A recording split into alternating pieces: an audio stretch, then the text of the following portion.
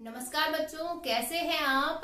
मैं आशा करती हूँ आप सभी अपने माता पिता के साथ घर पर सुरक्षित होंगे, स्वस्थ होंगे और अपनी पढ़ाई भी ध्यान से कर रहे होंगे। बच्चों, आज हम पढ़ेंगे क्षितिज भाग 1 से पाठ 9 साखियां और शब्द, जो लिखा है कबीरदास जी ने। कबीरदास जी के बारे में पहले हम जानेंगे। कहा जाता है कि कबीरदास जी का जन्म 1398 में काशी में हुआ। इन्हें एक विधवा ब्राह्मणी ने जन्म दिया और वो लोक लाज के डर से इन्हें लहर तारा नामक तालाब के किनारे छोड़कर चली गई। वहां ये नीरू और नीमा नामक मुस्लिम जो दंपत्ति है, पति पत्नी, उन्हें मिले और उन्होंने इनका पालन पोषण किया। इन्होंने कोई पढ़ाई नहीं की, फिर भी ये सत्संग के माध्यम से, साधु संतों की संगत के माध्यम से, और इन्होंने अपना एक गुरु बनाया रामानंद, उनके माध्यम से इन्होंने दीक्षा ली और ये संत कहलाए। इन्होंने बाह्य आडंबरों का हमेशा विरोध किया, मूर्ति पूजा का विरोध किया। इन्होंने कहा कि बाहरी दिखावे से ईश्वर की प्राप्ति नहीं की जा सकती।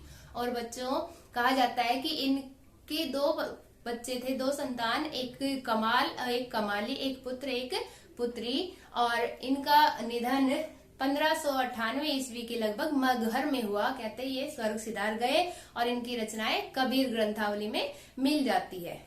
इस पाठ के माध्यम से इन्होंने बताया है कि जो सांसारिक सुख है, अगर व्यक्ति वो छोड़ दे और पवित्र मन से भगवान की भक्ति करे तो उन्हें अवश्य ही मोक्ष की प्राप्ति होती है, मुक्ति का मार्ग मिल जाता है। तो किस प्रकार से कहते हैं वो, देखिए। मान सरोवर सुभर जल, हंसा केली कराही, मुक्ता फल मुक्ता चुगे, अब उड़ी अनंत न जाही। मान सरोवर होता है, इसमें कबीरदास जी ने मान सरोवर का अर्थ लिया है हमारा पवित्र मन। सुभर मतलब भरा हुआ, किससे? जल से। हंसा केली कराई, केली का अर्थ है यहाँ पर क्रीड़ा यानी कि खेल। मुक्ता फल, जो मोती होते हैं, मुक्ता स्वतंत्र होकर के, आजाद होकर के। अब उड़ी अनंत ने, अनंत होता है कहीं और न जाना। तो क्या कहा है यहाँ पे कि जल से परिपूर्ण मान सरोवर, जल से भरा हुआ मान सरोवर, जो हमारा पवित्र मन है, उसमें हंस रूपी साधक, साधक होते भगवान की साधना करने वाले, भक्ति करने वाले। पवित्र मन में साधक क्रीड़ा कर रहे हैं, खेल रहे हैं, अर्थात भगवान की भक्ति कर रहे हैं, तथा वे मोक्ष रूपी मोती का आनंद ले रहे हैं, वो मुक्ति का आनंद ले रहे हैं, उन्हें मुक्ति प्राप्त हो गई है और अब वे इस आनंद को छोड़कर कहीं और जाना नहीं चाहते। उन्हें इतना आनंद आ रहा है कि अब इस पवित्र मन को छोड़कर कहीं और जाना नहीं चाहते। क्यों? क्योंकि अब उन्हें मुक्ति प्राप्त हो गई है, अर्थात इस परमानंद को पाकर उन्हें सांसारिक सुखों की इच्छा नहीं रही। ठीक है बच्चों, देखिए इसमें क्या कहा बेटा, प्रेमी ढूंढत मैं फिरो, प्रेमी मिले न कोय, प्रेमी को प्रेमी मिले, सब विष अमृत होय। यहाँ कबीर जी क्या कहते हैं कि यहाँ पे बेटा प्रेमी का अर्थ है भगवान का सच्चा भक्त, और प्रेमी को प्रेमी मिले, सब विष अमृत हो। विष का अर्थ होता है बुराइयां और अमृत होता है अच्छाइयां।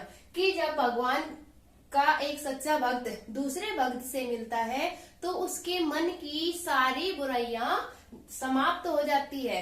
वो सारी बुराइयां किस में बदल जाती है? अच्छाइयों में, अमृत रूपी अच्छाइयों में बदल जाती है।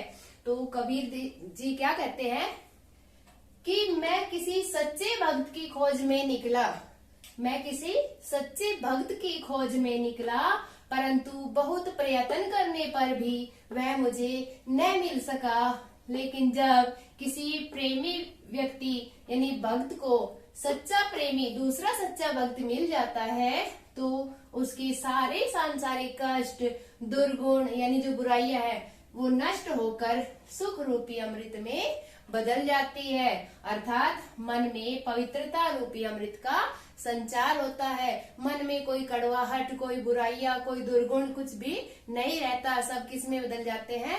अमृत रूपी अच्छाइयों में बदल जाते हैं। तो तीसरे देखिए बेटा, हस्ती चढ़िए ज्ञान को सहज दुलीचा डारी, स्वान रूप संसार है भूकन दे झक मारी। हस्ती यहाँ पर हाथी, सहज मतलब आराम से, दुलीचा जो होता है आसन जिसको हम गलीचा भी बोलते हैं, स्वान होता है कुत्ता, और भूकन दे यानी कि भौंकने दो, और झक मारना मतलब बेकार में ही अपना समय व्यर्थ करना। तो क्या कहते हैं इसमें कबीर जी? इससे पहले बेटा आप ये देखिए कि जब आपने देखा हो गांव में या शहरों में कभी सड़कों पे हाथी आता है तो वहां बहुत सारे कुत्ते इकट्ठे होकर हाथी पर भौंकने लगते हैं। तो क्या कभी ऐसा हुआ है कि हाथी अपना मार्ग, अपना रास्ता छोड़ करके उन कुत्तों के पीछे भागने लगे उनको भगाने के लिए? नहीं ना, क्योंकि हाथी अपना काम करता रहता है, और जो कुत्ते हैं ये जो संसार के लोग हैं जो बुराइयां करते हैं, निंदा करते हैं, उनसे लिए गए हैं कि वो कुछ देर भोग करके चले जाते हैं। तो कबीर जी इसमें क्या कहते हैं कि मनुष्य को ज्ञान रूपी हाथी पर सहज साधना रूपी आसन बिछाकर सवारी करनी चाहिए। सहज मतलब आराम से। निंदा करने वाले लोग भोगते हुए कुत्ते के समान है, उनकी परवाह नहीं करनी चाहिए। वे कुछ देर बाद अपने आप चुप हो जाएंगे। अर्थात ज्ञानी व्यक्ति को लोगों की परवाह किए बिना सहज भाव से अपने कर्तव्य करते रहना चाहिए, अपने लक्ष्य की ओर आगे बढ़ते रहना चाहिए, किसी की निंदा की परवाह नहीं करनी चाहिए। फोर्थ पढ़ते बेटा, पखा पखी के कारणे सब जग रहा भुलाए, निरपक होई के हरि भजे सोई संत सुजान। पखा पखी यानी कि पक्ष विपक्ष, कारण मतलब कारण, सब जग रहा बुलाए, सभी जग किसको बुला रहे हैं? ईश्वर को बुला रहे हैं। निरपक होई के हरि भजे, निरपक होता है निष्पक्ष, बिना किसी भेदभाव के जो हरि को भजता है, सोई संत सुजान, वो ही सच्चा व्यक्ति होता है, वो ही सच्चा मनुष्य होता है। तो इन पंक्तियों में कबीर जी क्या कहना चाहते हैं? देखिए, कबीर जी के अनुसार आज सारा संसार पक्ष विपक्ष की उलझन में पड़ गया है, और इस तर्क वितर्क या पक्ष विपक्ष के चक्कर में लोग भगवान को भूल गए हैं, यानी कि उनमें आपसी मतभेद हो गए हैं, इसलिए वो पूरा संसार ही भगवान को भूलता जा रहा है। सच्चा संत, कबीर जी के अनुसार सच्चा संत, सच्चा मनुष्य वही है जो निष्पक्ष भाव से बिना किसी भेदभाव के ईश्वर की भक्ति करता है, वो ही सच्चा संत कहलाता है। तो कबीर के अनुसार आज सारा संसार किसके चक्कर में? पक्ष विपक्ष के चक्कर में पड़ गया है, और जिसके कारण वह मनुष्य ईश्वर को भुला रहे हैं। इसलिए सच्चा संत वही है जो बिना किसी भेदभाव के आपसी भाईचारे से, आपसी प्रेम से ईश्वर की भक्ति करता है, वो ही इस दुनिया में सच्चा संत है, अर्थात सच्चा मनुष्य है। आइए बच्चों, हम अगला देखते हैं।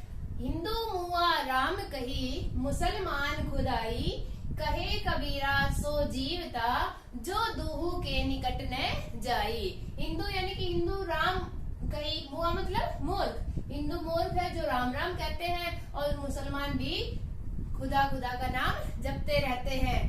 कहे कबीरा सो जीवता, और कबीरदास जी क्या कहते हैं कि उस दुनिया में, इस दुनिया में, सो मतलब वही व्यक्ति, जीवता मतलब जीवित है, जो दोहू मतलब इन दोनों के, निकट मतलब पास, और न जाए मतलब नहीं जाता।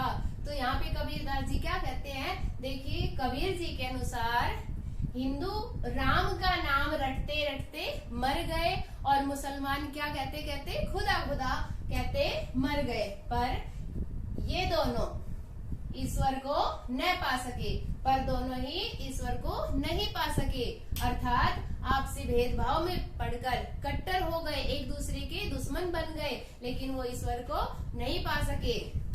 कबीर जी कहते हैं कि वास्तव में कौन व्यक्ति जीवित है? वही व्यक्ति जीवित कहलाने का अधिकारी है जो इन दोनों के निकट नहीं जाता और किसकी भक्ति में, ईश्वर की भक्ति में लीन रहता है, वही व्यक्ति जीवित कहलाने का अधिकारी है। इसमें कबीर जी सांप्रदायिक भेदभाव यानी कि जो समाज में हिंदू मुसलमान के बीच जो भेदभाव हो रहे हैं उनकी कड़े शब्दों में निंदा करते हैं। इसमें जो हिंदू और मुसलमान के बीच में आपस में भेदभाव है, कड़े शब्दों में उनकी निंदा की है। तो अगला देखते हैं बेटा, काबा फिरी काशी भया, राम ही भया रहीम, मोट चून मैदा भया, बैठी कबीरा जीम। काबा बेटा मुसलमानों का पवित्र तीर्थ स्थान है, इसी प्रकार से काशी हिंदुओं का पवित्र स्थान है। तो कहते हैं कि काबा फिरी काशी भया, राम ही भया रहीम। चाहे तुम काबा में जाओ या फिर काशी में जाओ, चाहे राम के नाम को रटो या फिर अल्लाह की इबादत करो, रहीम के नाम को रटो। मोट चून मैदा भया, जिस प्रकार से मोटा चून पीसने पर ही क्या बन जाती है, मैदा बन जाती है, जिसे आप कचौरी, समोसे, मट्ठियां, बहुत सारी चीजें बनाते हैं, तो मोटा आटा पीसने पर ही वो मैदा बनती है। बैठ कबीरा जीम, और उसको बैठ करके कबीर जी खा रहे हैं। तो देखिए क्या कहते हैं इसमें कि कबीर जी कहते हैं कि अगर हिंदू और मुसलमान आपसी भेदभाव को छोड़कर, जो उनमें भेदभाव है, आपसी फूट है जो, उसको छोड़ करके निष्पक्ष होकर के प्रभु भक्ति में लीन हो जाए तो उसे मंदिर और मस्जिद एक ही लगने लगेंगे। मंदिर और मस्जिद में कोई फर्क नहीं लगेगा। कवि कहते हैं कि जैसे मोटे आटे को पीसने से मैदा बन जाती है, जबकि दोनों गेहूं के रूप है, आटा भी गेहूं का रूप है, और आटे को जब पीस देते हैं तो वो मैदा बन जाती है, तो दोनों ही गेहूं के रूप है। इसलिए आप चाहे काशी जाएं या काबा, राम की पूजा करें या रहीम की यानी अल्लाह की इबादत करें, हर हाल में आप ईश्वर के करीब ही जाएंगे। यानी कि ईश्वर और अल्लाह एक ही है, दोनों समान ही है। इसलिए कबीर जी ने कहा है कि निष्पक्ष भाव से हमें प्रभु की भक्ति में लीन रहना चाहिए। अगला देखेंगे, ऊंचे कुल का जन्मिया, जे करनी ऊंच न होए, सुबरन कलश सुरा भरा, साधु निंदा न सोई। उच्च कुल का जन्मिया, जन्मिया होता है बेटा जन्म लेना, करनी मतलब कर्म, सुबरन सोना, कलश मतलब जो घड़ा होता है वो, सुरा मतलब शराब, और निंदा होती है बुराई। तो देखिए इसमें क्या कहा है कि ऊंचे कुल का जन्मिया, कि ऊंचे कुल में यानी कि श्रेष्ठ कुल में जन्म लेने से कुछ नहीं होता अगर जे करने ऊंच नहीं होए, अगर हमारे कर्म अच्छे नहीं होंगे। सुबरन कलश सुरा भरा, जिस प्रकार से हम सोने के घड़े में यदि सुरा मतलब शराब डाल दे तो साधु निंदा न सोई, जो सज्जन लोग हैं वो भी उसकी बुराई करेंगे, कोई उसे अच्छा नहीं बताएंगे, चाहे वो सोने का ही पात्र क्यों न हो। तो यहाँ कबीर जी क्या कहते हैं, देखिए कबीर जी के अनुसार यदि कोई मनुष्य श्रेष्ठ कुल में जन्मा है, श्रेष्ठ अच्छे कुल में, उच्च कुल में जन्मा है, सभ्य कुल में जन्मा है, किंतु उसके कर्म अच्छे नहीं है, श्रेष्ठ नहीं है, तो वह श्रेष्ठ नहीं कहलाएगा, तो वह अच्छा नहीं कहलाएगा। जिस प्रकार सोने का कलश, कलश मतलब घड़ा शराब से भरा हो, तो साधु यानी कि जो सज्जन लोग हैं वो ऐसे पात्र की निंदा ही करते हैं। अर्थात मनुष्य कर्म से महान नहीं अर्थात मनुष्य कर्म से महान बनता है, जन्म से नहीं। इसलिए ऊंचे कुल में जन्म लेने से कोई फायदा नहीं जब तक हमारे कर्म ही अच्छे नहीं होंगे, तो इसलिए हमें अच्छे कर्म करने चाहिए। तो बच्चों, हमने कबीर द्वारा लिखी साखियाँ पढ़ी, जिसमें पहले में बताया था कि जिस प्रकार जल से भरे मानसरोवर को छोड़कर हंस कहीं नहीं जाना चाहते, उसी प्रकार सज्जन व्यक्ति भी ईश्वर प्रेम के आनंद में लीन रहते हैं। वो मुक्ति रूपी मोतियों का सेवन करते हैं और उनको कहीं अन्यत्र छोड़कर जाना नहीं चाहते और कहीं जाना नहीं चाहते। दूसरे में हमने बताया कि प्रभु भक्त जब दूसरे प्रभु भक्त से मिल जाता है तो वह बहुत आनंदित हो जाता है। ऐसे संयोग से सब कुछ आनंदमय और पवित्र हो जाता है। इसी प्रकार तीसरे में हमने बताया कि प्रभु ज्ञान और सहज भक्ति में लीन रहने वाले का यह संसार कुछ नहीं बिगाड़ सकता। अगर हम अपने कर्तव्य को ठान ले, निश्चय कर ले और उसमें अग्रसर रहें तो इस संसार के लोग हमारी रुकावट नहीं बन सकते। अगले में हमने बताया सच्चा ज्ञानी संत वही है जो तर्क वितर्क और विरोध के झगड़े में न पड़कर निष्पक्ष होकर भगवान का भजन करता है। नेक्स्ट है सच्चा मनुष्य वही है जो राम और खुदा तथा हिंदू और मुसलमान के भेदभाव से दूर रहता है। अगला है हिंदू और मुसलमान धर्म की कट्टरता को छोड़ दें तो काबा और काशी में तथा राम और रहीम में कोई अंतर नजर नहीं आता। दोनों की पूजा एक साथ की जा सकती है। और अगला हमारा लास्ट था कि मनुष्य की महानता उसके ऊंचे कुल के कारण नहीं बल्कि उसके अच्छे कर्मों के कारण मानी जाती है। जो व्यक्ति अच्छे कर्म करेगा संसार में वो ही श्रेष्ठ कहलाए।